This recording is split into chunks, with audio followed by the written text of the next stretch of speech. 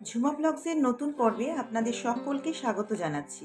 বন্ধুরা সবাই কেমন আছেন? আশা করি সবাই সুস্থ আছেন ও ভালো আছেন।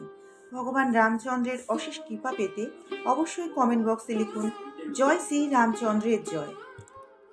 এই পর্বের বিষয় হলো 2024 সালের 1431 বঙ্গাব্দের রামনবমী ব্রত কবে, পূর্ণাঙ্গ সময়সূচি, রামনবমী ব্রত কিভাবে পালন করবেন, রামনবমী ব্রতের দিন কি কি করবেন কি কি করবেন না, রামনবমীর দিন ভগবান রামচন্দ্রের পূজা কিভাবে করবেন এবং ভগবান রামচন্দ্রের প্রণাম মন্ত্র, রামনবমী ব্রত পালন করলে কি কি খাওয়া যাবে আর কি কি খাওয়া যাবে না, সবটাই জানবো এই ভিডিওর মাধ্যমে। ভিডিওতে যাওয়ার আগে ঝুমা ব্লগস চ্যানেলটিকে সাবস্ক্রাইব করুন, লাইক কমেন্ট অ্যান্ড শেয়ার করুন, ধার্মিক হয়ে নোটিফিকেশন বেলটিকে ক্লিক করুন। হিন্দু শাস্ত্রে রামনবমীর এই দিনটির গুরুত্ব অনেক। রাজা দশরথ ও রানী কৌশল্যার সন্তান হিসেবে এই দিন দেবতা রামচন্দ্রের জন্ম হয়, তাই এই দিনটি রামনবমী হিসেবে পালন করা হয়ে থাকে। ভগবান বিষ্ণুর সপ্তম অবতার হলেন শ্রী রামচন্দ্র। অনেকের বিশ্বাস ভগবান বিষ্ণু পৃথিবীতে মানব অবতার রূপে জন্ম নিয়েছিলেন অসুরদের অত্যাচার শেষ করার জন্য, বিশেষ করে লঙ্কা রাজা রাবণকে শাস্তি দেওয়ার জন্যই মানব রূপে মর্তে এসেছিলেন ভগবান বিষ্ণু। রাবণ ছিলেন বরপ্রাপ্ত, ভগবানেরা তার বিরুদ্ধে লড়াই করলেও সেই লড়াই টিকে থাকতে পারত না, তাই বিষ্ণু মানব রূপে পৃথিবীতে আসেন। পৃথিবীতে ধর্ম রক্ষার জন্যই রাবণকে যুদ্ধে পরাজিত করেন তিনি। রাম ভক্তদের কাছে রামের এই বিজয় ধর্মযুদ্ধের জয়ও বটে, তাই তারা রামনবমীর দিনটিকে খুব নিষ্ঠা করে পালন করেন।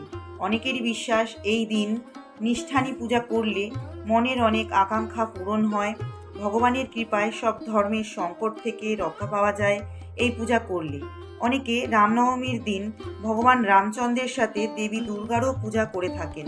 সেই পূজা করলে সব ধরনের বিপদ থেকে রক্ষা পাওয়া যায় বলে ভক্তদের বিশ্বাস। 2024 সালের 1431 বঙ্গাব্দে রামনবমীর ব্রত কবে পালন করা হচ্ছে? 2024 সালে 1431 বঙ্গাব্দে রামনবমী ব্রত পালন করা হবে 17 এপ্রিল 2024, চৌঠা বৈশাখ 1431 বুধবার। নবমী তিথি শুরু হবে 16 এপ্রিল 2024 বাংলার 3রা এপ্রিল 1431 মঙ্গলবার বিকেল 4:28 পর থেকে। রামনবমী তিথি সমাপ্ত হবে 17 এপ্রিল 2024 চৌঠা বৈশাখ 1431 বুধবার সন্ধ্যা 5:35 মধ্যে। 2024 সালে 1431 বঙ্গাব্দের রামনবমীর ব্রত পালন হবে 18 এপ্রিল 2024 5ই বৈশাখ 1431 বৃহস্পতিবার সকাল 9:28 মধ্যে। শ্রী শ্রী রামনবমী ব্রতের পালন রামনবমী তিথিটি সঠিক নিয়ম মেনে চললে যেমন সৌভাগ্যের সূচনা করতে পারে, তেমনি কিছু কাজ এই দিন করতে নেই। জেনে নিন রামনবমীর দিন কি কি করবেন আর কি কি করবেন না।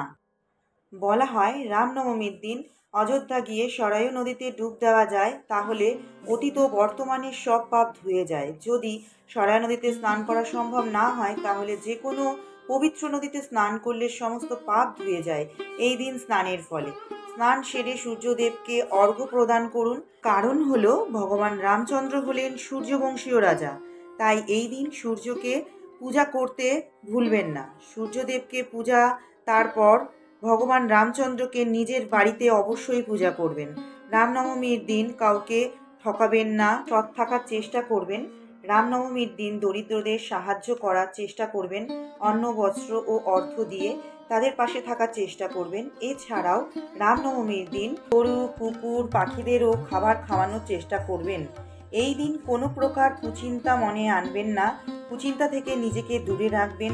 কোনো রকমের তামসিক খাবার খাবেন না, তামসিক খাবার ও অ্যালকোহলও গ্রহণ করবেন না। এই দিন তরকারি রান্নাতে পেঁয়াজ ও আদা একেবারেই ব্যবহার করা যায় না।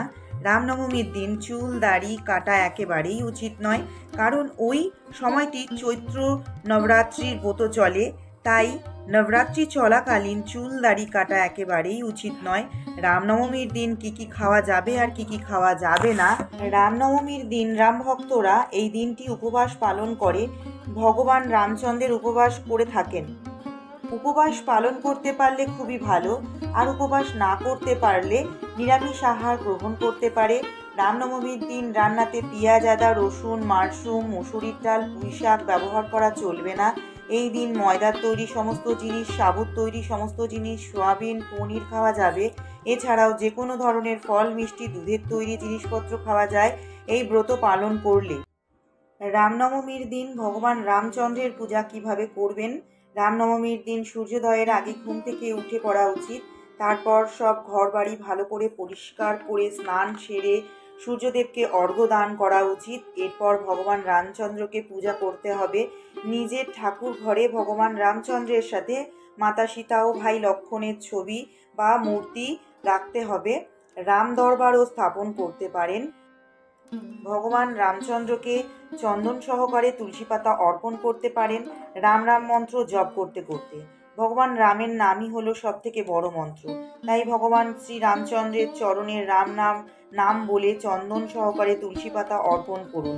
এরপর মাতা সীতার উদ্দেশ্যে লাল ফুল অর্পণ করুন, লক্ষ্মণের উদ্দেশ্যে সাদা ফুল অর্পণ করুন।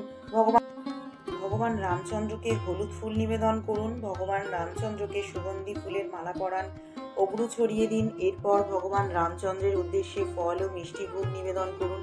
ভোগে অবশ্যই তুলসী পাতা অর্পণ করবেন। ভগবান রামচন্দ্র হলেন বিষ্ণুর অবতার, তাই ভগবান রামচন্দ্রের ও তুলসীপত্র খুবই প্রিয়। তুলসী পাতা ছাড়া ভগবান কোনো ভোগই গ্রহণ করেন না।